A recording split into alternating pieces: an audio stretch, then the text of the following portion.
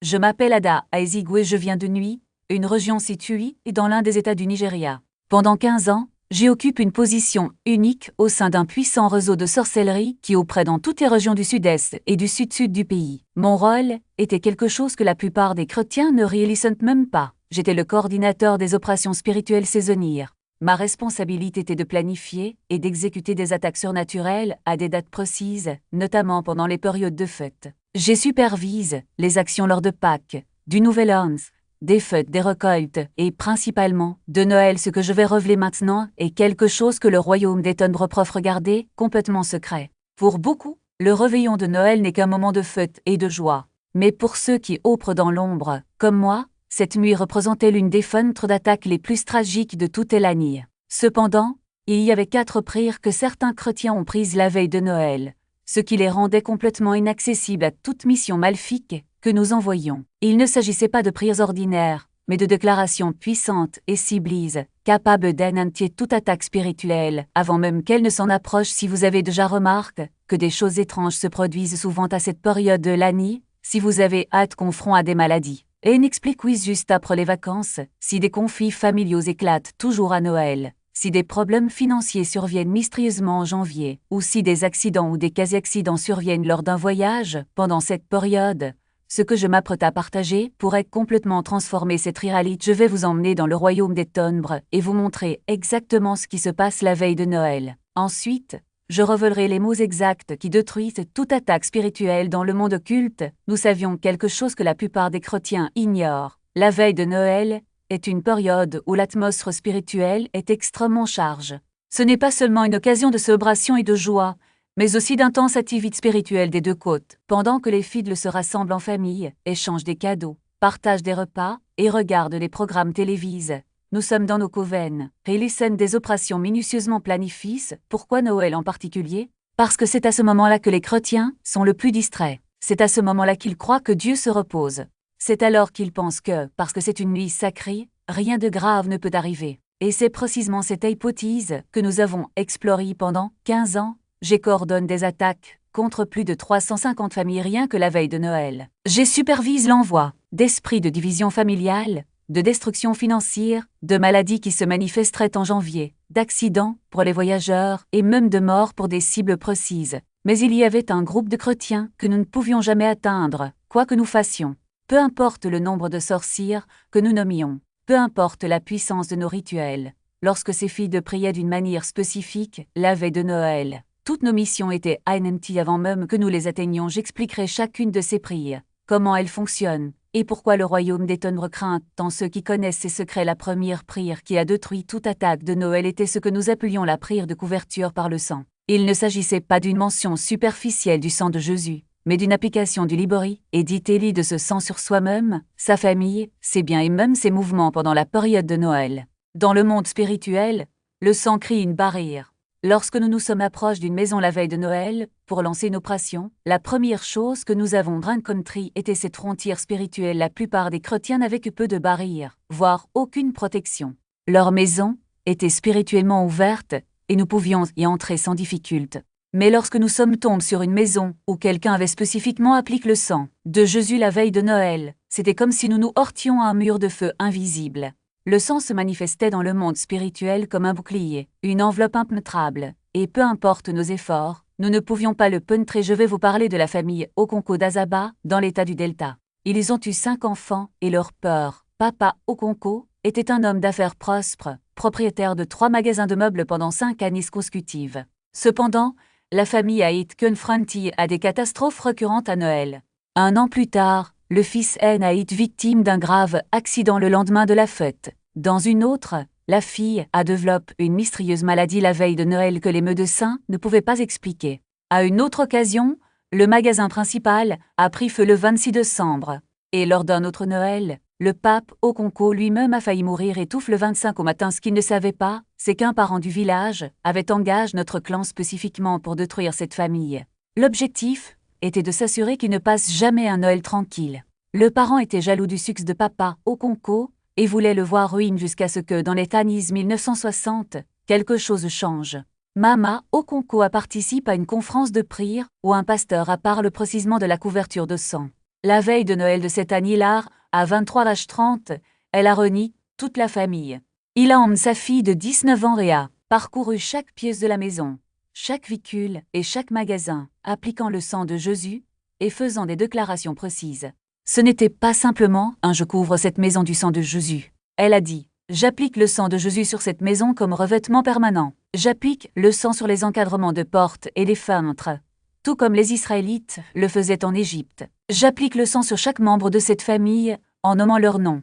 J'applique le sang sur nos mouvements de main, après-demain et tout au long de cette saison. Aucun destructeur n'entrera dans cette demeure. Aucune mission d'aucun clan ne franchira cette frontière de sang. Que chaque sorcière, chaque agent des ténèbres qui tente d'envahir cet espace proche par le sang et subisse le jugement de Dieu. Cette nuit de Noël, un clan envoie cette sorcière spécifiquement pour attaquer cette famille. J'étais parmi eux. Je n'oublierai jamais ce qui s'est passé lorsque nous avons essayé de nous approcher de la maison. Au moment où nous avons atteint la partie spirituelle, nous avons été accueillis par le feu. Véritable feu dans le monde spirituel. Le sang était actif, brûlant. Nous ne pouvions même pas nous approcher suffisamment pour voir l'intérieur de la maison. Nous avons essayé pendant 6 heures. Nous envoyons des esprits plus forts. Nous avons envoyé des esprits familiers qui travaillaient dans cette famille depuis des générations. Tous furent repoussés. Le jour de Noël, à 4 heures du matin, nous avons reculé dans un échec total. Toutes les missions que nous avions prévues pour le concours cette année-là ont été détruites avant même d'être livrées. La base biblique de cela se trouve dans Exode 12, lorsque Dieu ordonne aux Israélites d'appliquer du sang sur les montants de leurs portes afin que le destructeur puisse traverser leur maison. Ce principe reste valable aujourd'hui. Lorsque vous appliquez spécifiquement et délibérément le sang de Jésus la veille de Noël, cela crée un effet semblable à celui de Pâques. Une protection qui empêche le mal d'agir interférer avec nos projets d'expansion dans la région. L'objectif était clair, affaiblir son influence avant la nouvelle année, mettant ainsi à mal sa crédibilité et sa santé. Mais lorsque nous sommes arrivés sur place, quelque chose nous a heurté. Autour de sa maison se trouvait une formation d'anges que nous n'avions pas vue depuis des années. Il n'y en avait pas quelques-uns, il y en avait des dizaines, positionnés comme une garnison militaire. Chacun portait une épée flamboyante et leurs yeux balayaient le périmètre avec une précision effrayante. Nous avons essayé de nous rapprocher, mais dès que nous avons franchi la ligne invisible qui délimitait le territoire sous sa protection, une force invisible nous a repoussés. C'était comme si un mur de feu nous repoussait. L'un de nos dirigeants, un sorcier expérimenté, a tenté d'invoquer un esprit de haut niveau pour franchir la barrière. Mais au moment où l'esprit se matérialisa, l'un des anges leva son épée et d'un seul mouvement, la coupa en deux. Il n'y a pas eu de bagarre. Il n'y a eu aucune résistance.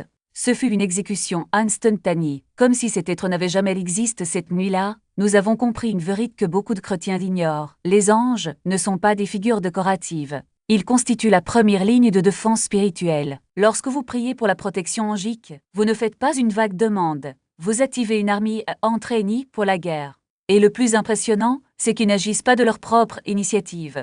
Et ils ne bougent que lorsque vous les envoyez. C'est comme si vous disposiez d'un bataillon d'élite, mais ils n'entrent en action que lorsque vous donnez l'ordre. Si vous ne les invoquez pas, ils n'interviennent pas. C'est pourquoi, dans nos opérations, nous avons toujours cherché à identifier ceux qui n'étaient pas proches, qui n'avaient pas pris, qui n'avaient pas déclaré la couverture de sang, qui n'avaient pas demandé des renforts angiques. C'était des proies faciles, mais il y a un détail encore plus crucial. Les anges ne sont pas seulement défensifs, ils sont également offensants. Lorsque vous les envoyez, ils ne se contentent pas de protéger. Ils poursuivent. Ils traquent les forces qui ont été assainies contre vous et les neutralisent avant même qu'elles ne s'approchent. J'ai vu cela se produire lors d'une opération à Lago. Un groupe d'hommes d'affaires chrétiens avait été la cible d'une attaque financière pendant la période des fêtes. Nous avons préparé un piège, un contrat apparemment avantageux, mais plein de malédictions. Le plan était qu'en signant, ils déclencheraient une vague d'endettement, d'échecs et même de maladies sur leurs entreprises. Mais lorsque nos agents sont arrivés sur le lieu de signature, ils en trouvent les anges déjà en place. Pas seulement autour des entrepreneurs, mais aussi autour du contrat lui-même. Lorsqu'un des nôtres tente de lui remettre le document, un ange l'intercepte et la brûle d'un simple contact. Il n'y a pas eu de négociation. Il n'y a eu aucun avertissement. Juste de la destruction. Là, le con est clair. Si vous voulez survivre aux attaques de l'ennemi à Noël, ou à n'importe quel moment de l'année, il ne suffit pas de prier de manière générique.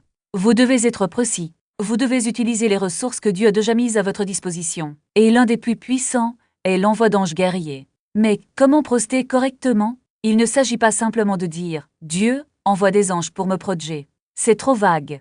Il faut être direct, comme un commandant donnant des ordres à ses troupes. Par exemple, peur, j'envoie des anges guerriers pour entourer ma maison, ma famille, mon entreprise et ma santé. Puisse-t-il détruire toutes les attaques planifiées contre moi cette période de Noël. Puisse-t-il intercepter et neutraliser chaque malédiction, chaque contrat spirituel et chaque piège tendu par l'ennemi. Puisse-t-il rester en position jusqu'à ce que toute menace soit éliminée. Au nom de Jésus, lorsque vous priez ainsi, vous donnez des instructions claires. Et dans le monde spirituel, la clarté est synonyme de pouvoir. Les anges n'agissent pas sur la base de suppositions. Ils agissent sur ordre. Si vous ne précisez pas ce que vous voulez qu'ils fassent, ils n'auront pas d'objectif défini. Mais lorsque vous déclarez avec autorité, ils agissent avec précision. J'ai vu cela de première main. Dans le cadre de l'une de nos opérations les plus ambitieuses, nous avons planifié une attaque coordonnée contre une église entière. L'objectif était de provoquer des divisions, des scandales et même des morts parmi les membres. Mais quand nous sommes arrivés, nous avons découvert que le pasteur avait dirigé une prière d'envoi d'ange la nuit précédente. Pas seulement pour lui, mais pour chaque membre de la congrégation. Et pas seulement une prière générique. Il avait nommé chaque domaine, finances, santé, relations, ministres.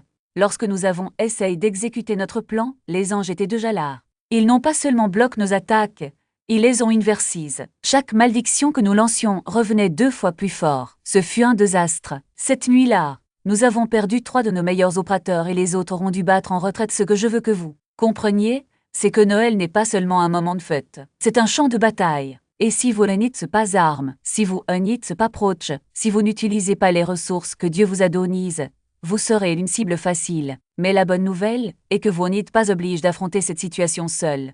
Vous avez le sang de Jésus, ce qui crie une barrière insurmontable.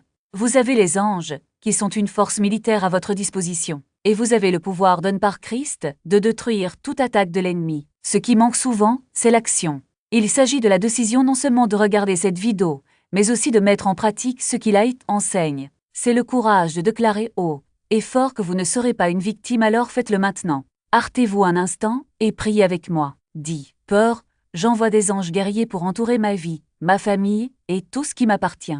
Puissent-ils détruire toutes les attaques planifiées contre moi cette saison de Noël. Puissent-ils intercepter et neutraliser chaque malédiction, chaque contrat spirituel et chaque piège tendu par l'ennemi, être condamné. Je déclare que je suis couvert, je suis proche et je suis victorieux. Au nom de Jésus, son dévouement à être brise, son intérêt revenu d'une manière surnaturelle. Ils se sont mariés l'année suivante et ont aujourd'hui 2 enfants. Ce que ces histoires nous enseignent, c'est que la protection angélique n'est pas seulement une défense passive, mais une stratégie active de guerre spirituelle. Lorsque vous déclarez la présence d'anges dans votre vie, vous ne leur demandez pas seulement de rester immobiles comme des statues. Vous déployez une armée entraînée, équipée et prête à agir sur tous les fronts. Non seulement ils bloquent les attaques, mais ils démantelent également les opérations ennemies avant même qu'elles ne s'approchent. Non seulement ils protègent, mais ils exposent également les racines des problèmes qui tentent de se cacher dans l'ombre. Et voici un détail crucial. Les anges n'agissent pas seuls. Ils sont envoyés en réponse à votre foi et à votre voix. Dans Hébreux 1, 14, la Bible dit que les anges sont des esprits au service, envoyés pour servir ceux qui hériteront du salut. Le mot-clé ici est envoyé. Ils n'apparaissent pas au hasard. Ils sont envoyés lorsque vous les invoquez, lorsque vous priez avec autorité, et lorsque vous déclarez la parole de Dieu sur votre situation. Imaginez un général qui envoie ses soldats en mission. Ils ne partent pas sans ordre clair. De même, les anges attendent vos instructions spirituelles. Lorsque vous priez en disant « Peur, je demande que des anges guerriers soient postés à chaque entrée de ma maison, à chaque porte de mon entreprise, dans chaque domaine de ma vie », vous leur confiez un mandat précis. Vous définissez le périmètre de protection et les règles d'engagement. Et ils obéissent, mais il y a un autre aspect que beaucoup ne réalisent pas. Les anges sont aussi des messagers. Non seulement ils se battent, mais ils communiquent aussi. Dans Genèse 19, 2 anges furent envoyés à Sodome pour avertir l'eau de la destruction imminente. Non seulement ils ont protégé l'eau, mais ils l'ont également averti du danger imminent. De même, lorsque vous demandez la protection angélique, vous ouvrez également la porte pour recevoir des révélations. Cela peut passer par des rêves, une voix intérieure, un sentiment de vigilance ou encore une parole prophétique. L'ennemi ne peut pas opérer en secret lorsque les anges sont actifs dans votre vie. Et cela nous amène à un point fondamental. La protection angélique n'est pas un bouclier invisible que l'on porte sans le savoir. Elle est activée par votre foi, votre prière et votre déclaration. Dans Daniel 10, nous voyons que l'ange envoie à Daniel à être tenu par un prince spirituel de Perse pendant 21 jours. Ce n'est que lorsque Daniel jeûna et pria avec persistance que l'ange arriva enfin, apportant la réponse. Cela montre que même dans le domaine spirituel, il existe une dynamique d'autorité et d'intercession. Votre prière fait bouger les cieux, alors que devriez-vous faire aujourd'hui? Tout d'abord, reconnaissez que vous n'êtes pas seul. L'armée céleste est à votre disposition, mais vous devez l'activer. Deuxièmement, priez avec précision. Ne vous contentez pas de prier. Dieu, protège-moi. Priez. Peur, je demande que des anges guerriers soient postes dans tous les domaines de ma vie. Puissent-ils les intercepter et détruire chaque attaque spirituelle, chaque malédiction, chaque contrat démoniaque et chaque pioche tendue contre moi. Puissent-ils former un mur de feu autour de moi, de ma famille, de mon entreprise et de mes rêves. Qu'aucun plan de l'ennemi ne prospère et que toute langue qui s'élève contre moi en jugement soit condamnée. Troisièmement, soyez attentifs aux révélations. Si vous commencez à avoir des rêves étranges, des sensations d'avertissement ou même des pensées qui semblent sortir de l'ordinaire, ne les ignorez pas. Cela pourrait être un ange essayant de vous montrer quelque chose. Écrivez-le, priez à ce sujet et recherchez le discernement. Quatrièmement, déclarez la parole. Dans le psaume 34:7, il est écrit « L'ange du Seigneur campe autour de ceux qui le craignent et les délivre ». Déclarez-le tout au long de votre vie. Dans le psaume 91:11, nous lisons « Car il ordonnera à ses anges de vous garder dans toutes vos voies ». Dites-le avec autorité, et enfin, ne sous-estimez pas le pouvoir d'une prière au bon moment. La fille du chef Wanko a pris la veille de Noël. Miss Adogo a pris une nuit particulière. L'épouse du pasteur a pris pendant la veille de Noël. Il y a des moments où l'ennemi intensifie ses attaques, et c'est dans ces moments-là que votre prière stratégique fait toute la différence. N'attendez pas que l'attaque arrive pour chercher protection. Prenez de l'avance. Priez avant, pendant et après les dates critiques. Rappelez-vous, les anges ne dorment pas, ils ne se fatiguent pas et n'échouent pas. Ils sont prêts à agir en votre nom, mais ils ont besoin que votre voix soit envoyée. Alors, aujourd'hui, maintenant, levez-vous avec foi et déclarez « Au nom de Jésus, je demande la mobilisation immédiate des anges de Dieu autour de moi, qu'ils forment un siège protecteur, interceptent tout mal et détruisent tous les plans de l'ennemi. Je suis couvert par le sang de Jésus, je suis protégé par la puissance de Dieu, et je suis victorieuse en Christ, construit au fil des années, parfois des décennies. Ils étaient chargés de sacrifices de sang, de mauvaises affaires et d'objets qui représentaient leur cible. Certains de ces autels existaient depuis des générations, entretenus par divers membres du clan à différentes époques, et une seule prière inflammée, prononcée par un croyant qui comprenait son autorité, pouvait détruire en quelques minutes ce qui avait mis des décennies à construire. Il y a quelque chose d'essentiel que vous devez comprendre à propos de ces prières. Dans le domaine spirituel, le feu n'est pas seulement une force destructrice, c'est une force purificatrice. Lorsque vous faites appel au feu du Saint-Esprit, vous ne demandez pas seulement protection ou délivrance,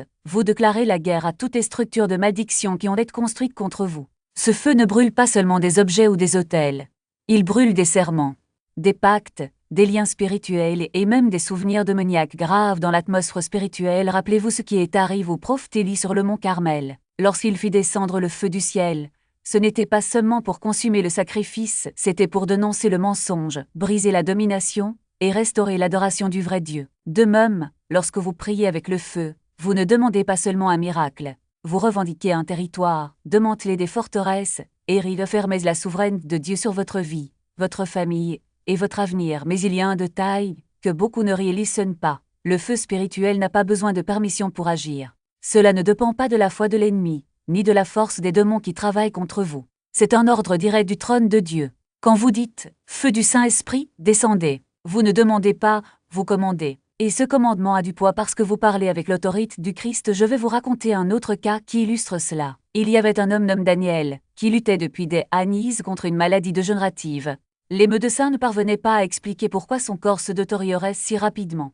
Il a essayé des traitements, des prières, du jeûne, mais rien n'a fonctionné. Jusqu'à ce qu'une nuit de Noël, il entende un message concernant les prières sur le feu. Cette même nuit, il s'agenouilla et déclara « Feu de Dieu, je t'ordonne de consumer toute maladie, toute malédiction, tout héritage d'infirmité qui est dans mon corps. Brûle toute racine de douleur, chaque cellule corrompue, tout esprit de mort qui travaille contre moi. Je n'accepte plus cela. Au nom de Jésus, feu, descend maintenant. Le lendemain matin, il se réveilla avec une sensation étrange. Son corps semblait plus léger. Lorsqu'il s'est rendu chez le médecin, les examens ont montré que la maladie avait considérablement régressé. Il n'y avait aucune explication scientifique. Mais dans le monde spirituel, Quelque chose avait changé. Le feu n'a pas seulement brûlé la maladie, il a brisé l'alliance qui avait à être conclue contre sa santé. Et le plus impressionnant, il n'a plus jamais rechute. Le feu spirituel a également un effet contagieux. Lorsque vous priez avec le feu, cela ne s'arrête pas à votre problème. Il se propage, il touche les gens autour de vous, détruit des hôtels dont vous ignoriez même l'existence et libre des bénédictions bloquées depuis des années. C'est pourquoi lorsque vous priez avec le feu, vous devez le faire avec audace, car vous ne vous battez pas seulement pour vous-même, vous librez une génération. Alors aujourd'hui, en cette veille de Noël, je veux que tu fasses quelque chose de différent. Ne vous contentez pas de prier pour être proche. Priez en commandant. Ne demandez pas seulement des bénédictions. Déclarez la victoire. Ne demandez pas la libération. Exigez la destruction de l'ennemi. Levez-vous et dites avec autorité, feu du Saint-Esprit, je te l'ordonne maintenant. Descends sur ma vie, ma famille, ma maison et mon avenir. Brûle tout hôtel érige contre moi. Détruis toute alliance, toute malédiction, toute œuvre des ténèbres. Consomme toute maladie, toute pauvreté, toute oppression. Que rien ne reste debout. Je déclare qu'à partir de cette nuit, le feu de Dieu est sur moi, et rien ne peut m'arrêter. Au nom de Jésus, Amen. Quand vous priez ainsi, quelque chose se passe dans le monde spirituel. Les anges bougent, les démons fuient, les forteresses tombent, et ce qui était caché revele. Non pas parce que vous êtes fort, mais parce que Dieu est un feu dévorant, et il attend que vous assediez à la flamme. Un autre souhaitait que sa cendre soit ruinée. Chacun a payé des sommes et les vise pour que ses demandes soient satisfaites et nous, en tant qu'intermédiaires, jetons les malédictions aux jours les plus tragiques, la veille de Noël, minuit, lorsque les portes spirituelles s'ouvrent avec plus d'intensité. Mais cette année-là, quelque chose a changé. Shifmise avait commencé à fréquenter une église où le pasteur enseignait les prières d'inversion. Elle ne savait pas que nous la recherchions, ni que ses ennemis avaient retenu nos services. La veille de Noël, pendant que les prêtres de notre congrégation préparaient le rituel, elle était chez elle, et genouillée libre du lit, déclarant « Chaque flèche envoyée contre moi retourne à son extiteur. Ce qui se passe ensuite a été un désastre pour nous. » Au moment précis où nos prêtres prononçaient les paroles de la malédiction, une force invisible les contraria violemment. L'un de nos sorciers les plus expérimentés proche contre le mur, comme frappé par la foudre. Un autre a commencé à vomir du sang. L'autel que nous avions préparé pour le rituel prenait feu spontanément, et les flammes consumaient non seulement les objets sacres, mais aussi les contrats signés par les clients qui avaient payé les malédictions. Le lendemain, nous avons reçu des nouvelles. L'un des hommes qui avait ordonné la destruction du mariage de Shifmise a été retrouvé mort à son domicile, avec des signes d'une grave crise cardiaque. La femme qui voulait ruiner son entreprise a tout perdu en une semaine. Incendie dans l'entrepôt, vol des camions de livraison pros. L'homme qui avait payé pour qu'elle tombe malade a été hospitalisé pour une maladie mystérieuse que les médecins ne pouvaient pas diagnostiquer. Tous ceux qui avaient investi dans sa chute ont subi les conséquences de leur propre malédiction. Multiplice, la prière inversie n'est pas seulement une défense. C'est une arme de contre-attaque. Lorsque vous déclarez que le mal envoyé contre vous doit retourner à celui qui l'envoie, vous ne faites pas que vous protégez, vous déclenchez un principe spirituel immuable. Tout ce qu'un homme sème, il le récoltera aussi. Galates 6, 7. Et lorsque ces semis sont faites avec de mauvaises intentions, la récolte est dévastatrice. Mais il y a un détail crucial. La prière inversie ne fonctionne que si vous êtes pur devant Dieu. S'il y a des pêches non avouées dans votre vie, s'il y a des domaines dans lesquels vous êtes encore en accord avec les ténèbres, la malédiction pourrait ne pas revenir. Par conséquent, avant de déclarer le renversement, il est essentiel de faire un aveu sincère et de rompre tout pacte qui pourrait vous être lié. Rappelez-vous, l'ennemi ne peut pas toucher ceux qui sont sous le sang de Jésus. Mais s'il y a des failles,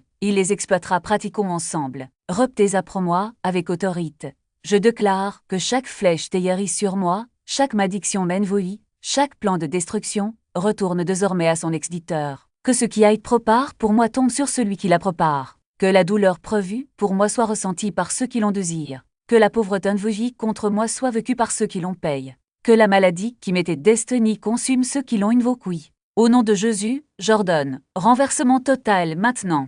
Lorsque vous priez ainsi, quelque chose d'extraordinaire se produit dans le monde spirituel. Les démons qui étaient en route pour exécuter les ordres de leurs ennemis s'arrêtent à mi-chemin. Ils savent que s'ils continuent, ils seront frappés par la malédiction même qu'ils portent. C'est comme si un mur de feu s'élevait devant eux et leur seule option était de battre en retraite. Certains tentent même de résister, mais la force de votre affirmation les repousse. Comme une vague qui les entraîne, il existe un cas qui illustre bien ce pouvoir. Dans une ville, de l'intérieur du Minas Gerais, une famille entière était détruite par une malédiction mortelle. En quelques mois, le père, la mère et les 3 enfants ont été diagnostiqués gravement malades. Les médecins n'en trouvent aucune explication et les traitements n'ont eu aucun effet. Ils découvrirent, à travers un rêve, qu'un vieil ennemi de la famille avait payé un sorcier pour qu'il leur jette à tous une malédiction mortelle. En utilisant un rituel pratique la veille de Noël, la fille Annie, récemment convertie, décide de passer à l'action. La veille de Noël, elle rassemble sa famille et dirige une prière d'inversion. Ils ont déclaré « Toute malédiction mortelle volie contre nous, retournez maintenant au sorcier qui l'a lancé, et à l'homme qui l'a payé. Que la mort qui nous est destinée vous consume, que la maladie qui nous est imposée vous détruise. Au nom de Jésus, nous ordonnons renversement total. » La même nuit, le sorcier qui avait accompli le rituel se réveilla avec une douleur insupportable à la poitrine. Il essaya de se relever, mais tomba au sol, impuissant. Il a été transporté d'urgence à l'hôpital, où les médecins ont diagnostiqué une grave crise cardiaque. Il n'a pas résisté.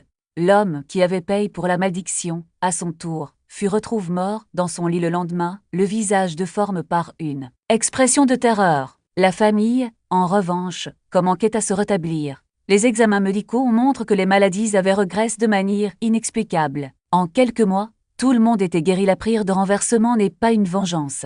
C'est la justice divine. Lorsque vous l'utilisez, vous n'agissez pas par haine, mais par obéissance au principe de Dieu. Ne vous vengez pas vous-même, bien-aime, mais laissez place à la colère de Dieu. Car il est écrit, « À moi la vengeance, je vous rendrai la pareille, dit le Seigneur. » Romains 12, 19. Vous lui confiez l'affaire, et permettez que sa justice soit rendue. Si vous avez des ennemis qui travaillent contre vous, s'il y a des gens qui en payent pour que vous soyez maudits, s'il y a de vieilles malédictions qui sont encore actives dans votre vie, c'est aujourd'hui le jour pour les briser. N'attendez plus, ne le laissez pas à demain. L'ennemi ne prend pas de vacances et les malédictions ne perdent pas leur validité avec le temps. Il continue d'agir, année après année, jusqu'à ce que quelqu'un les brise avec autorité. Prions ensemble encore une fois. Cette fois, avec encore plus de foi. Peur, au nom de Jésus, je déclare que toute malédiction lancée contre moi, toute sorcellerie, ennemie, tout plan de destruction, retourne désormais à son extiteur. Que ce qui aille prépare pour moi soit consumé par le feu du Saint-Esprit. Le nom de Jésus. Amen. Lorsque vous priez ainsi, quelque chose bouge dans le domaine spirituel. Les anges reçoivent l'ordre d'intercepter les malédictions. Les démons sont obligés de battre en retraite. Et vos ennemis, même s'ils ne le savent pas, commencent à ressentir le poids des conséquences de leurs propres actes. Ce n'est pas une coïncidence.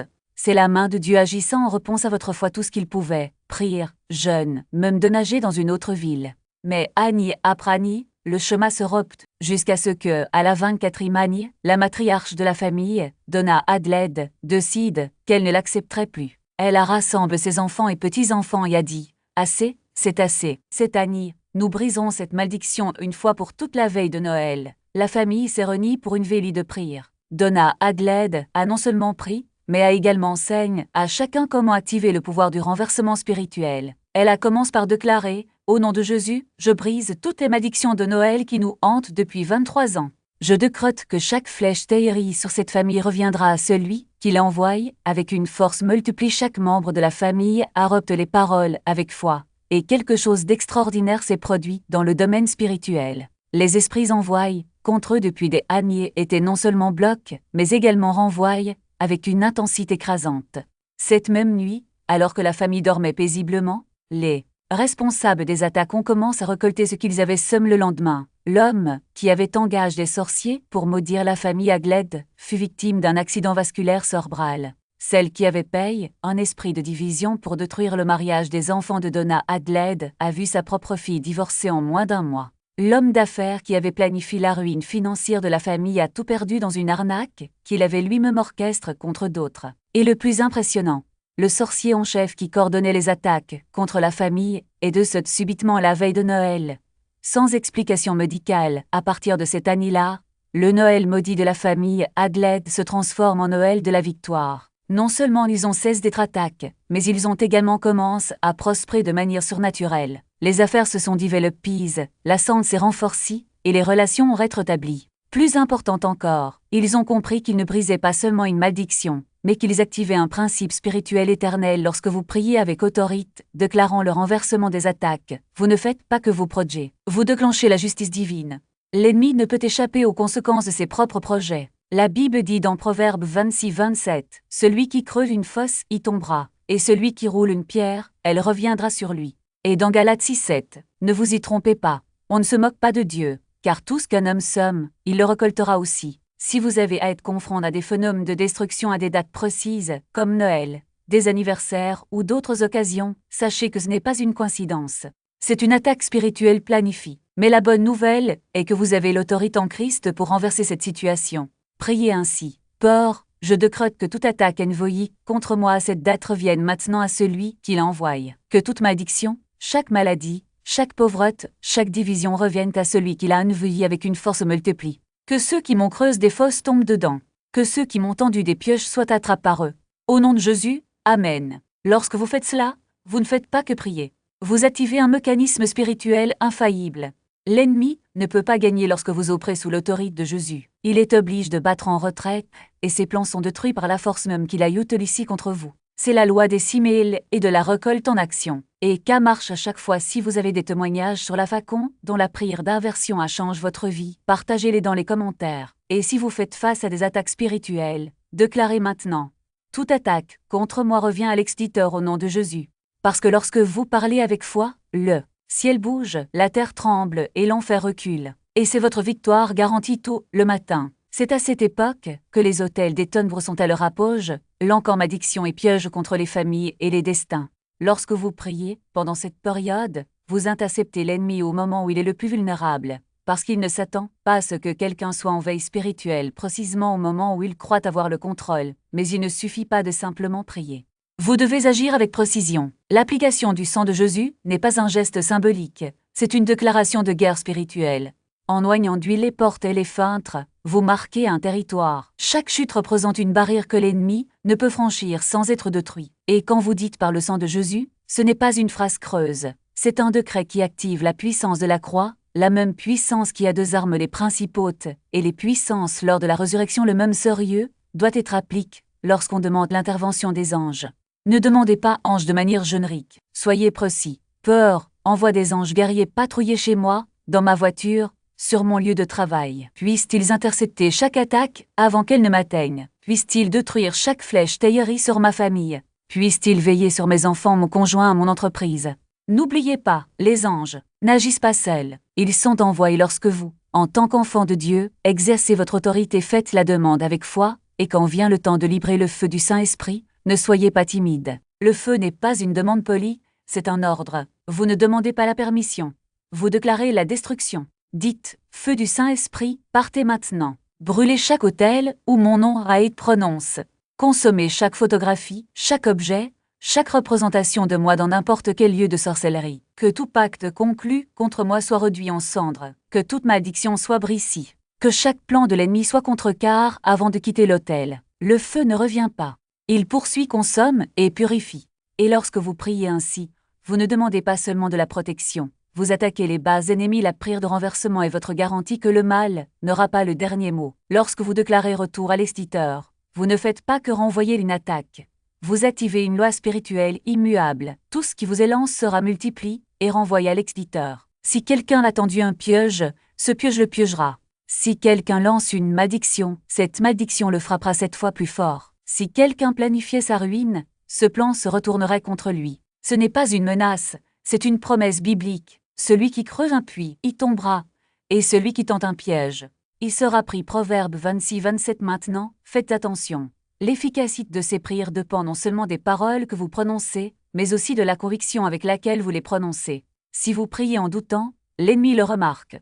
Si vous priez comme quelqu'un qui demande une faveur, il l'ignore. Mais si vous priez comme quelqu'un qui sait que vous avez autorité, comme quelqu'un qui sait que le ciel est de votre côté, alors l'enfer tremble. La foi est la clé qui livre le pouvoir de ces prières. Sans foi, ce ne sont que des mots. Avec la foi, ce sont des armes de guerre. Et n'oubliez pas, la bataille ne se termine pas lorsque vous avez fini de prier. Il faut rester vigilant. Après avoir déclaré la protection, évitez d'ouvrir des failles. Ne participez pas à des conversations négatives. Ne vous impliquez pas dans des discussions inutiles. Ne cédez pas à l'ennemi avec des paroles de doute ou de peur. Rappelez-vous, le diable est un voleur, et il cherche qui il peut dévorer. Si vous baissez votre garde, il tentera de vous voler ce que vous avez accompli dans la prière si vous avez suivi ses instructions. Quelque chose a déjà changé dans le monde spirituel. L'attaque qui vous était préparée a été annulée. L'autel qui invoquait son nom a été détruit. La malédiction qui était censée le frapper fut inversée. Mais ne vous heurtez pas là. La guerre spirituelle se poursuit, et l'ennemi n'abandonne pas facilement. Par conséquent, Vous devez garder votre armure spirituelle prête à tout moment, faites de ces prières une habitude, pas seulement à Noël, mais à toutes les saisons d'attaque. Lorsque vous ressentez une oppression, appliquez le sang. Lorsque vous remarquez une poursuite, relâchez le feu. Lorsque vous remarquez des pièges, effectuez le renversement. Et demandez toujours la protection des anges. Parce que vous ne combattez pas seul. Vous avez une armée céleste à vos côtés. Si vous n'avez pas expérimenté la puissance de ces prières, commencez dès aujourd'hui. N'attendez pas que l'attaque arrive. Préparez-vous maintenant. Renforcez votre foi. Exercez votre autorité. Et déclarez avec une conviction totale. Aucune arme formée contre moi ne prospérera. Et toute langue qui s'élèvera contre moi en jugement, je la condamnerai. Ésée 54, 17. Parce que c'est votre héritage en Christ. C'est votre victoire garantie matin. Si vous pouvez prier jusqu'à 3 heures du matin, c'est encore mieux.